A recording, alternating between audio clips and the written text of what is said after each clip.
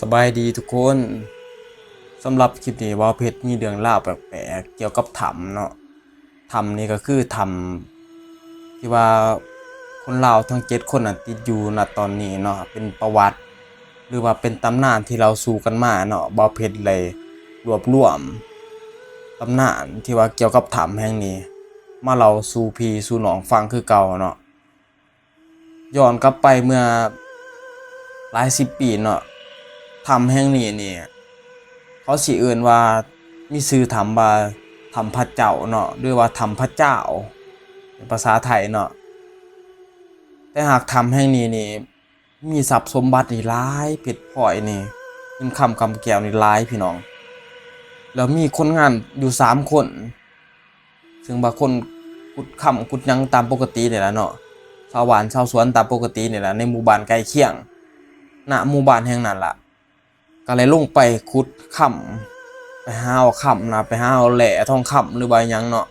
ตามวิถีชีวิตในแถบนั้นเนาะไปเครื่องไม้เครื่องมือกับบ่มีดอกพี่น้องมีแต่หมักยกกับหมักเสียมนี่แหละไปเฉาะไปขุดเนาะก็มีถาดหลอนค่ำเขาเอิ้นถาดกลมๆที่เขาสามารถหลอนค่ำไหลนะไปขุดบัดนี้ขุดไปขุดมาออกมาแน่บ่ออกมาแน่ไหลแน่บ่ไหลแน่บ่เพราะแต่ไหลค่ำนั้นไหลหลายค่ำขุดไปถือบอนมันเนาะถือบอมันไหลหลายบัดนี้ลงมือลงเว้นบ่ได้ออกมาจนบ่เบิดแห้งย้อนบ่คล้ายๆบ่ความโลภของคนนะแล้วเลยเสียชีวิตอยู่ในถ้ำเบิดทั้ง3 คนค่ำที่ไหลมานี่ก็อยู่ในถ้ำนั่นล่ะเอาออกมาบ่ได้แล้วหลังจากที่เพิ่นเสียชีวิตไปนี่ทั้ง3 คนเพิ่นนี่ร่างกายของเพิ่นนี่มันก็สิไหลสลายไหลย่อยสลายไปแม่นบ่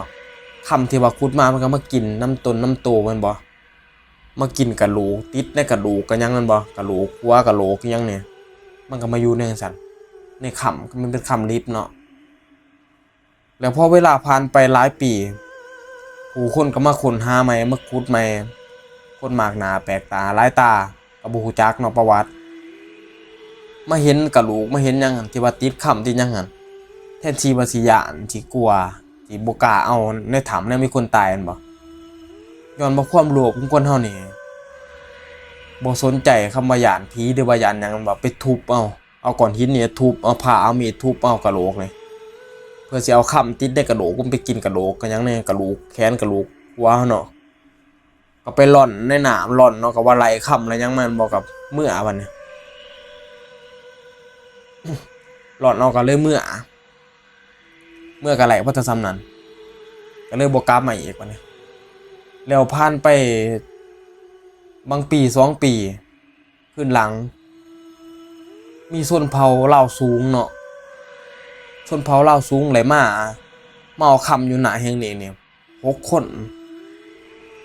ซึ่งว่าชนเผ่าลาวสูงใหม่มีครูบาอาจารย์เพิ่นมามีแบบหมอถ้ำเผ่ากลุ่มกึมมือบ่เขินกึมมุอหยังนี่แหละลาวสูงน่ะก็เลยลงไปเอาเฮ็ดพิธีกรรมซึ่งว่าพิธีกรรมที่เพิ่นเฮ็ดนี่แปลกต่างจากลาวพุทธต่างจากลาวดุมเฮาหลายเนาะเขาสิมีพิธีกรรมของเขาแบบของเขาแห้งประมาณนี้นะแล้วบ่ฮู้ว่าเพิ่นนั่นไปบ้าใบหรือว่าไปบ่นรวยอีหยังเนาะจึงเฮ็ดให้หลายคำน่ะหลายขายเป็นเงินเนี่ยก็หลายล้านบาทไทยเนี่ยเป็นตื้อประมาณ5-6ตื้อลาวนะหวยตื้อนึงก็สิบ่2-3 ล้านบ่ตื้อนึงบ่แน่ใจกันเด้อพี่น้องไปคูเนาะเด้อไหลประมาณ5-6ตื้อนี่ล่ะกับหมู่เพิ่น6 คนกับลุงน้องเพิ่นนั่นล่ะพอแต่ขึ้นมาไหลเพิ่นก็หนีไปเลยออกบ่ได้จากถ้ำตัวนี้บ่กลับมาอีกจักเทื่อซึ่งบ่ฮู้ว่าเพิ่นบ่นหรือเพิ่นบายหยังใบเนาะ เฮ็ดให้เพิ่นไหลค่ำนี่หลายคักซึ่งเวลาก็ผ่านไปหลายปีบัดนี้ณมาฮอดปัจจุบันนี่ก็มีคนงานอยู่7 คนคนลาวนี่ที่ว่าเขาไปติดในถ้ำนี่เขาไปติดในถ้ำนี่ทั้งเบิดนี่7 คนสิแบ่งออก2 กลุ่มเนาะกลุ่มหนึงนี่2 คนอีกกลุ่มหนึงนี่5 คนเขาไปก็ขุดได้ตามปกติเนาะขุดไหลอีก2 คนนึงก็ไปฮู้ลึกๆฮู้ลึกกว่าหมู่เลยที่ว่าแบบน่าจะก้นถ้ำเลยอีก5 คนนี่จะไปฮู้ไกลๆแต่ว่าเป็นฮู้ใหม่เนาะไปขุดหม่องใหม่ซึ่งว่าไปพ้อค่ำอยู่หั่นก็ขุดตามปกตินี่ขุดไหลไปไหลมาแล้ว ไหลค่ำพอแต่ไหลค่ำมาแล้วสิออกมาจังซี่กะย้านหมู่นี่ไปขุดพ่อหม้องหลายก็เอาค่ำนั้นเก็บไว้ก็มากินข้าวกินน้ำกินจนข้าวเบิดพุ่นแหละข้าวห่อไป2-3คาบเนาะเบิดเลยบ่ฮู้ว่ากลางวันหรือกลางคืนกินอยู่หั่นกินแล้วก็ไปขุดใหม่เบิดแห้งแล้วไปขุดใหม่ขุดจนว่าด้วยความที่อยากไหลเนาะถึงมาไหลมาได้ก็หลายแล้วล่ะขุดไปขุดมาบัดนี้พอแต่น้ำเซาะน้ำฝนตกบ่ฮู้โตเนาะน้ำท่วมก็เลยบ่ติดในถ้ำนะครับหาคนเนี่ยระหว่างที่หาคนนี่นอนอยู่ก็เลยฝันเนาะฝันมามีผู้ชายหลังใหญ่2คนมาหาบอกว่าเอาค่ำที่ขุดมาไหลเนี่ยไปคืนบ่อนเก่าคืนพวกเจ้าจังสิรอดจังสินะคนที่ฝันจังซั่นน่ะฝันติดต่อกันหลายคนหลายคืนแม่นบ่ฝันเกือบสู่คนหาคนน่ะก็เลยเอาค่ำที่ขุดมาไหลเนี่ยเอาไปคืนบ่อนเก่าคืนลุงช้างตื่นเช้ามาจังซี่มือใหม่มาจังว่ามาพ้อกับกูไผคนไทยเนี่ยจังว่าและหลอดชีวิตออกมานะทุกวันนี้เนาะและอีกเรื่องราวหนึ่งที่ว่ากูไผ่คนไทยเนาะพี่เก่งกาจที่ว่าซื้อเราเนาะ ก่อนที่เราจะเข้าไปหา3คนนี่โอหาคนนี่เราก็เลยเฮ็ดพิธีกรรมเปิดป่าหรือว่าเปิดถ้ำเนาะหน้าบวงหน้าที่นั่นเนาะในถ้ำ2คนกับลุงน้องเรากับน้องชายเราประมาณเนี่ยน้องฮักแล้วเราเฮ็ดพิธีกรรมสวดบางอย่างแล้วมีเล็กหน่อยลงมาลักษณะคล้ายๆเล็กไหลเนาะแต่เราบอกว่าเล็กไหลเราบอกกับน้องของเรานะเราก็เลยบอกว่านี่เล็กไหลเอาวอแล้วก็ทำท่าลองใจของน้องนั่นนะน้องแล้วก็บอกบ่เอาเลยแล้วก็เลยพนมมืออธิษฐานบอกว่าเราหันบ่ได้อยากไหลเล็กไหลเราหันอยากไหลคนติดๆทำออกมาอะไรวะเพื่อแลกกันคันแม่นบ่เราเอาเล็กไหลนี่ปุ๊บคนติดๆทำนี่น่าจะออกมาบ่ไหลเพราะว่าเขามี2ทางให้เลือกสิเอาสิ่งใดสิ่งหนึ่งประมาณนี้ซึ่งว่าเราสู่ PPFC ฟังเนาะว่าเพจกับไปรวมมาแล้ว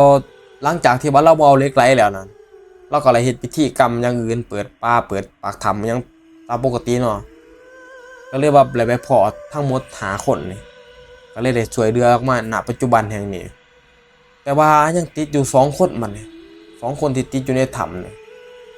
ไว้ EP หน้าว่าเพจสิมาเล่าต่อเลยเพราะว่ามันมีเรื่องเล่าอีกหลายๆอย่างที่ว่าเพจได้รับฟังมาหลายๆ2หลายๆทางเนาะเกี่ยวกับถ้ำแห่งนี้สำหรับคลิปนี้ก็เป็นเรื่องเล่าความเชื่อส่วนบุคคลขอให้พี่น้องที่รับชมรับฟังนะใส่วิจารณญาณในการรับชมรับฟังบ่ว่าสิเป็นพี่น้องทางฝั่งไทยหรือว่าฝั่งลาวก็แล้วแต่เนาะซึ่งว่าเพจนี่เชื่อคักเชื่อเรื่องลี้ลับนี่แบบเชื่อสุดใจได้แหละสำหรับคลิปนี้ก็ขอลาไปก่อนพี่น้องฝากพี่น้องกดไลค์กดแชร์กดคอมเมนต์ในว่าเพจเด้อขอบคุณครับสบายดีพี่น้องสำหรับคลิปนี้บ่าวเพชรก็มีเรื่องราวแปลกๆเรื่องราวของคนสมัยก่อนนอนหน้าคือเก่าเนาะซึ่งว่าเรื่องราวนี้เกิดขึ้นเมื่อหลาย10 ปีเนาะย้อนกลับไปเมื่อมารุ่นพ่อรุ่นแม่รุ่นปู่ย่าตายายพุ่นน่ะรุ่นตั้งแต่ข่าวยังทางขี่หินแฮหรือว่าไฟฟ้ายังเขาบ่ถึงเนาะรุ่นแต่ก่อนซึ่งว่าเรื่องว่าเพชรสิเล่าสู่ฟังนี่อาจจะให้พี่น้องใช้วิจารณญาณในการรับชมรับฟังว่ามันเกิดขึ้นหลายบ่เรื่องนี้หรือว่ามันเป็นเรื่องจริงบ่หรือว่าเป็นแค่นิทานเราสู่พี่สู่น้องฟังสู่ต่อๆกันมาจังซี่บ่ซึ่งว่าบ่เพชรก็สิมาเล่าให้พี่น้องตัดสินเอาเด้อซึ่งบ่ย้อนกลับไปหนึ่งหลายๆ10 ปีก่อนเนาะประมาณ50-60 ปีพุ่นล่ะในฤดูนั้นก็เป็นฤดูเฮ็ดเนาะฤดูเฮ็ดออกฤดูฝนตกใหม่ๆบ้านเฮาหากินหาอยากซึ่งว่าเฮ็ดออกนี่ก็ไปหาเฮ็ดหาหอนตามปกติแม่นบ่มีครอบครัวอยู่ครอบครัวหนึ่งเนาะเป็นครอบครัวของเศรษฐีถือว่าคนมีเงินว่าซั่นซะมีลูกสาวผู้หนึ่งเป็นสาวด้วยแหละอยู่กัน3 คน3พ่อแม่ลูกซึ่งว่ามีหยังเขาก็สิมาขายให้ว่าซั่นซะมีจะไร่ปูไร่ป้าไร่เฮ็ดผลหมากรากไม้มื้อนี้เขาก็มาขายให้เพราะว่าลูกสาวผู้นี้เขาบอกไปหาเงินหลังนี้เขามีเงินมีค่ำเขาซื้อเอาก็ไร่ว่าซั่นบ่ต้องออกแรงไปหาและในฤดูนั้นชาวบ้านก็ไปหาเฮ็ดมา หาเฮ็ดมาขายให้เศรษฐีได้ล่ะขายให้ชาวบ้านชาวหยังแน่เนี่ยซึ่งบ่าเฮ็ดนั่นก็บ่ฮู้ว่าเฮ็ดผีเบื่อหรือบ่เศรษฐีก็บ่ฮู้จักเนาะเศรษฐีกับลูกกับเมียก็ได้กินกันกินแล้วลูกสาวเนี่ยพากินหลายมักเฮ็ดคนมักเฮ็ดเนาะแกงเฮ็ดแกงหยังเลยพอถ้ากินเฮ็ดแล้วปุ๊บเฮ็ดให้คนในเฮือนนี่เมาเฮ็ดหากแตกหากทนลูกสาวนี่ผู้กินหลายกว่าหมู่นี่พัดไล่มุดสติไปเนาะหมายความว่าเป็นลมสลบไปประมาณนี้ล่ะพ่อแม่เนี่ยก็ได้ฟื้นได้ยังแบบบ่เป็นลมเป็นยังแต่บ่หากแต่บ่าหยังกินข้าวกินน้ำบ่ไหลเมานะเบื่อลูกสาวนี่เลยมุดสติไปหลายวัน2 วัน3 วันก็เลยคิดว่าลูกสาวนี่ตายพอแต่ตายจังซั่นเขาก็จัดพิธีศพตามปกติแม่นบ่คนสมัยก่อนมันสิบ่ทันมีโรงศพเขาก็สิเอาสาดเอาผ้าห่มเอาหยังมาห่อแบบเอาตอกมามัด3-4บ้องเนาะพนมมือมัดดอกบัวดอกหยังตามปกติแล้วคนรวยเนี่ยเขาเวลาเขาเฮ็ดงานศพให้ลูกให้หรือว่างานศพคนรวยเขาจะเอาแก้วแหวนเงินทองเงินคำกำแก้วหยังใส่มันบ่ในหัวตีนในหัวของคนตายในศพในหยังมันบ่โรยศพนะเป็นเงินปากผีเขินเงินผงผีแล้วในมือนั้นก็มีขี้เหล้าอยู่คนหนึงเนาะซึ่งว่าเพิ่นไม้ตายแบบว่าเขาใส่เงินหลายจังซี่เพิ่นก็ซ้อมมือเหตุการณ์มื้อแรกนี่แหละกูสิไปขุดเอาค้ำเอาเงินมันที่มันให้ดูคนไปเพิ่นว่าในระหว่างที่เฮ็ดพิธีกรรมอยู่นั่นเนาะสวดคืนนึงก็เดี๋ยวผู้เดียวก็เอาไปออกป่าคนสมัยก่อนก็สิฝังเนาะเขาสิบ่เผาก็สินิยมฝังเอาก่อนเนาะ ก็เลยเพิ่นก็กระจอบไปนำเขานี่แหละพอแต่ว่าเฮ็ดคล้ายๆแบบคนไปซอยงานเท่านั้นแต่ว่าในสายตาเพิ่นก็เล็งเพิ่นก็เบิ่งเหมือนลาดเหลาไว้ว่าฟังบ่นี่เนาะพี่ภาษาเขาว่าทางนี้เขาว่าทางนี้มันขุดหม่องนี้ตัวทางนี้ทั้งหัวทั้งตีนเขาก็ฟังแล้วจังซั่นปึ๊บเขาคนอื่นเขาก็เข้ามาพอแต่เฮ็ดพิธีกรรมฝังในปราสาทแล้วแม่นบ่คนอื่นเขามาในบ้านเขามาเฮือนงานเฮือนดีขึ้นจังนี่น่ะมาตุ่มมาร่วมกันให้เฮือนมันอบอุ่นมันว่าเฮือนคนตายเพิ่นนั่นก็ร้อยไปที่แดกบัดนี้หลังจากที่คนอื่นเขาเข้ามาแล้วเพิ่นหันย่างออกทางหลังปราสาทร้อยเข้ามาทางหลังปราสาทตกยามค่ำยามแดงมาพูดอีกล่ะมันมืดซุ่มน้อยนึงนี่ล่ะแต่ก็บ่ทันมืดปานใดพอแต่มาหอดเพิ่นก็ดูดยาอยู่หั่นเนาะ2-3 หมวนแบบว่าเฮ็ดให้มันบ่ย้านบ่หยังนี่นะคนก็คนบ่ย้านผีเนาะคนขี้ดื้อคนขี้เมาว่าซั่นซะเพิ่นก็เฮ็ดการขุดเอาบักจกเพิ่นนี่ขุดตุบแล้วตามความเชื่อของคนสมัยแต่ก่อนนี่คันว่าคนเมาเฮ็ดเมาหยังนี่คันบ่ถึงขั้นมันตายนี่แค่เมาแค่สลบไปนี่พอเอาไปฝังดินแม่นบ่มันสิเฮ็ดให้เราฟื้นลิ้นมันสิดูดพิษอยู่หยังมันออกจากตัวมันบ่เฮ็ดให้คนฟื้นแล้วนี่ก็เป็นอีกเคสหนึ่งเนาะที่ว่าลูกสาวเศรษฐีเนี่ยพอฟื้นไปฝังดินได้สักพักนึงดินมันหลูดมันหยังบ่คือมันฟื้นขึ้นมาปะเนี่ยฟื้นขึ้นมาได้ยินแต่เสียงตุบขุดจังว่าคิดว่าเจ้าของนี่ถูกฝังแล้วว่ะพอแม่มาฝังคิดว่าเจ้าของตายเดี๋ยวผู้ขี้เหล้าคนนี้ก็ขุดไปทางตีนคนที่แรกเพิ่นก็ไปเอาค้ำเอาเงินเอาแหวนเงินทองที่เศรษฐีหายในตีนเพิ่นงุบๆเอามือเพิ่นก็มันค้ำมันจกลงไปแบบว่าเพิ่นก็ไหลเงินไหลค้ำยัดกระทงเพิ่นก็บ่ต้องถมได้หม่องนี่เพิ่นก็ไปขุดหม่องทางหัวตัวแนวดินมันกบใหม่ๆเนาะเพิ่นก็ขุดปุ๊บก็จังว่าไหลดินไหลเงินไหลค้ำแล้วเปิดขึ้นมาบ่เพิ่นก็จกเข้าไปในแถวหม่องหน้าคนตายไปงุบเอาแถวคอแถวหยังคั่นบ่บัดพ่อผู้หญิงคนนั้นมันเห็นว่ามีมือยังยืนเข้ามาผู้นี้มันหูสึกตัวมันตื่นพอดีผู้หญิงลูกสาวเศรษฐีนะที่ว่าเขาว่ามันตายนะมันพอไปคั่วเอามือเพิ่นน่ะทั้งคนขี้เมาคนอันนี้เนาะเพิ่นรักเอาเงินเขาน่ะเพิ่นก็ตื่นมาแต่ผีเพิ่นก็ห้องป้าแตกคนพกแขนมามันแห้งพกจังซี่ขึ้นมาผู้นี้เฮ็ดให้ศพมันลอยขึ้นมามันดึงมือขึ้นมาจังซี่นะที่ว่ามันบ่ตายนะ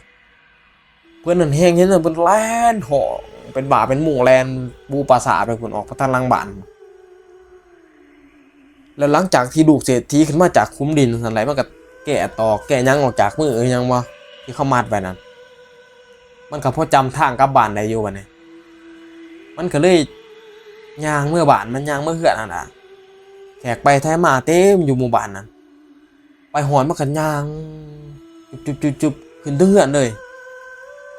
ขึ้นเฮือนมีพ่อมีแม่ยังทุกเฮือนนั่นโอ้ยห้องแตกสะสายว่าแม่นไก่แตกดกว่าซั่นแล่นบางคนก็โหลดเคลื่อนลงซ่านนั่นก็มีห้องว่าพี่ดอกเนี่ยไปฟังมื้อหนึงเนาะไปฟังมึงบ่ค่ำมึงตะแลงนะจังได๋จังว่าย่างมาเฮือนเองพอแต่เขาตั้งสติได้ว่าโอ้ยบ่แม่นคนตัวลูกเขาบ่ทันตายเสียทีว่าก็มาถามมันยังอ้าวผู้ใดไปคือมาเองได้ซั่นจังซี่ลูกสาวก็ได้เล่าเหตุการณ์ให้ฟัง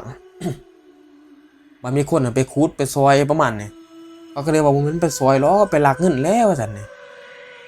แนวหมู่บ้านนั้นหมู่บ้านก็บ่เป็นหมู่บ้านใหญ่หมู่บ้าน30-40หลังคาคือกันแม่นบ่เขาก็ฮู้แล้วผู้ใดเป็นจังได๋แม่นบ่คนขี้เหล้าเมายาเขาก็ไปสืบหา จังว่าสงสัยอยู่คนหนึ่งเนาะซึ่งบ่ตาเทียนนี่แล้วคนขี้เหล้าคนบ่ย้านผีว่าซั่นเขาก็ไปตามหาเพิ่นสิแม่นเพิ่นแท้ๆครับว่าไปเห็นเพิ่นนอนอยู่หน้าเพิ่นนอนอยู่เถียงมันสั่นย้านอยู่ว่าซั่นพี่ดอกว่าซั่นเขาก็มาถามมันแม่นอีหลีบ่เพิ่นไปขุดเอาเขาอีหลีว่าซั่นเพิ่นสิไปลักเงินความหมายเพิ่นน่ะแล้วเหตุการณ์นี้ก็ได้ไขข้อสงสัยให้เศรษฐีนะว่าลูกสาวบ่ทันตายแล้วเศรษฐีก็ดีใจคักแน่ว่าซั่นโอ้สำหรับคลิปนี้ก็มีเพียงส่ำนี้พี่น้อง สำหรับพี่น้องคิดเห็นแนวไรก็คอมเมนต์บอกว่าเพจแต่เนอเพราะมันเป็นไปหลายบอเรื่องนี้หรือว่าเป็นแค่นิทานเราสู่ลูกหลานฟังสำหรับคลิปนี้ขอลาไปก่อนขอบคุณครับ